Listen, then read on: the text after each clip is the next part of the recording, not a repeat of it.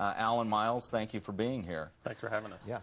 You guys had an interesting year because you were doing the 5th season of Smallville while the movie for Superman Returns was being produced, and you were actually kind of sucked into the whole Superman mythology as far as not letting Smallville, which deals with the young Superman, bump into this revival of the new Superman. Can you talk a little bit about that? When Bryan Singer came on the movie about 2 years ago, and he determined that he wasn't going to be doing an origin story, because he believed that everyone over 25 had the Superman movies and everybody under 25 had Smallville. But what we wanted to avoid were sort of egregious mythology clashes. You know, the Fortress of Solitude, the Daily Planet, how certain things looked. So last, I guess it was May of 2005, he graciously invited us down to Australia to the sets.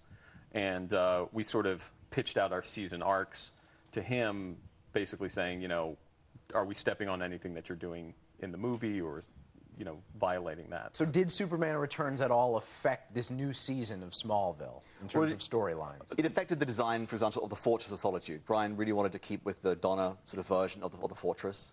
I think if we hadn't had the movie, we'd have done our own version and sort of done it. Visually, it would have been very different architecturally. Neither of you were comic book fans or big Superman aficionados when you got this show. Right. And now you've been exposed not only to getting this deep into developing the mythology of Smallville, but to the whole fan base of the comic book community, which has to be sort of an eye-opening experience. We went down to Comic-Con in summer of 2002, and it was very strange. We had never been before. It was really, you know, it was just a completely odd experience to be standing in line with people dressed as, you know, Harry Potter and, you know, Trekkies and, you know, Sith Lords. It's as close as a producer can get to being a rock star. Probably. Oh, absolutely. Yeah. It was, well, the first year we went, there was like 500 people in the room, and people lines out the door. The second we were like, fantastic. 2,000 people, and then finally 5,000 people in this massive room. So it was just like ridiculous. Yeah, I mean, it really, and it's great. And the fans are, you know, you read online, it's like, I'm going to give them a piece of my mind when I get to San Diego. So the first year we were just like, oh, you know, what's going to happen? And then they go and they, like, you know, want your autograph. So. All right, well, we're going to get your autograph when we come back from the commercial, but first we're going to take a break. So we'll be back with Al Gough and Miles Miller. And we're back with Al Gough and Miles Miller, the executive producers of Smallville.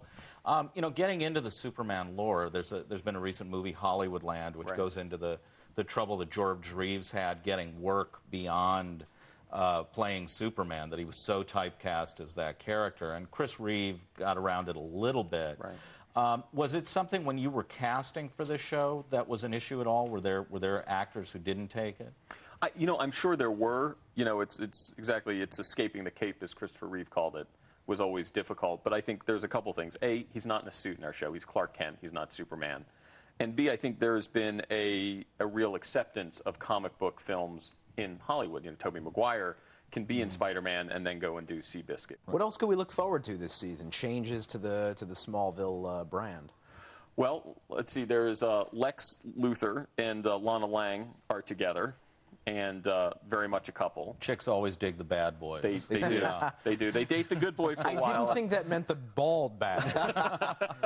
But we always said, because she just graduated high school last year, so we couldn't have that relationship start. I would have shaved my head in high school for her, actually. Yes. So. Yeah, we always wanted to say season 5, everybody's legal, because we could finally play our main sort of romantic love triangle, and so that's a big part of the season. Oliver Queen and the Green Arrow and the sort of formation of the Justice League is a big part of the season. And Jimmy Olsen as well. Jimmy Olsen we're introducing. Finally, a love interest for Chloe. For Chloe. He's a fan favorite. So Jimmy Olsen, the age difference on Jimmy Olsen isn't as much as it was in the original Superman then. That's correct. We've cheated a little. Yeah, we've cheated a little bit. He's sort of their age. But, you know, and DC, who've always been great and very gracious, they always call about things like that. And we're like, well, guys, Lois Lane wasn't in Smallville either, and you've allowed us to do that. So, and, you know, so far it's been great. And it's great when you can take these characters and sort of reinterpret them through our lens and put them on the show.